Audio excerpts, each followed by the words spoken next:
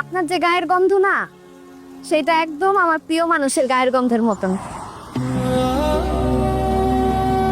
এই গন্ধের মানুষ কখনো খারাপ হইতে পারে না। কি বলেন? গায়ের গন্ধে ভালো মানুষ খারাপ মানুষ চেনা যায়? যায় যায়। আর তাছাড়া জানেন, আপনার কণ্ঠ কিন্তু একদম হুবহু তার মতো।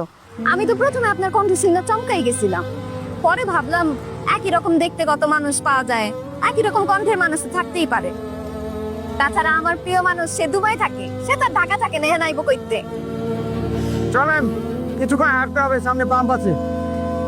চলেন, হাঁটতে আমার কোনো অসুবিধা নাই, আমার হাঁটার অভ্যাস আছে। তার সাথে যখন ঘুরতে বাইর হইতাম তখনও প্রায়ই তার মোটর সাইকেল নষ্ট হয়ে যাইত। এর জন্য আমি তার মোটর সাইকেল রে ভটভটি বলতাম। আপনার মোটর সাইকেল রে যে ভটভটি বলছি, আপনি আবার রাগ করেন নাই তো?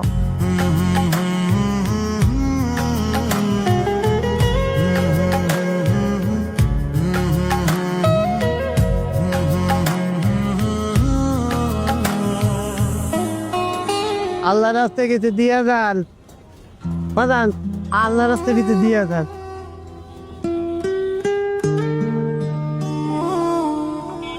আলহামদুলিল্লাহ।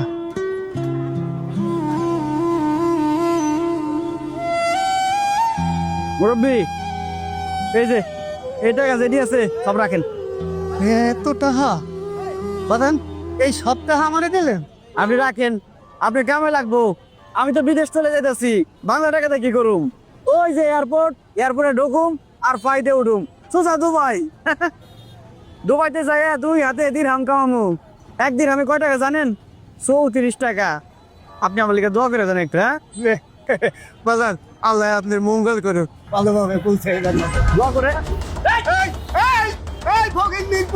ভালো মানুষের ব্যাগটা নিয়ে গেলি আর তোর পুষ্ট হইবে, রাস্তায় কইরা মরবি। থাকছে যা, পরে অভিশাপ দিন না। হয়তো কিচ্ছু পাইবো না। কি ভাবছো ওই ব্যাগের মধ্যে জিনিসপত্র আছে? কিচ্ছু নয়, খালি শার্ট আছে আর রুটি কলা আছে। আসল জিনিস তো এই ব্যাগের মধ্যে পাসপোর্ট টাসপোর্ট সব কিছু। ওইখানে যে শার্ট আছে ঠিক মতো পড়তে পারবো না, গায়ে লাগবো না। আমি আসি। ভালোভাবে দেন, আল্লাহ আপনার ভালোভাবে আসসালাম আলাইকুম।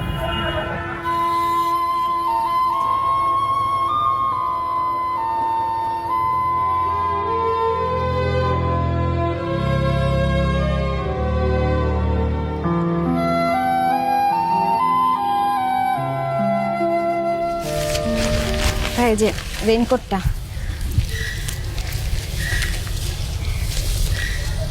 হেলমেট।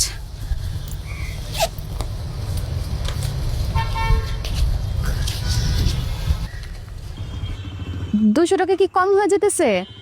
খালা তো বলছিল ভাড়া 200 টাকাই। আচ্ছা, আমি আপনারে আর 50 টাকা বাড়ায় দিলাম। আপনি আমার অনেক উপকার করছেন, থ্যাংক ইউ ভাই। ভাই, আপনার ওই ব্যাপারটা কিন্তু আমার খুব ভালো লাগছে। কোনটা? এই যে আপনার গার্লফ্রেন্ড মানা করছে দেখা আপনি বাইকের লেডি প্যাসেঞ্জার উঠান না। ভালো থাকেন ভাই, আসি।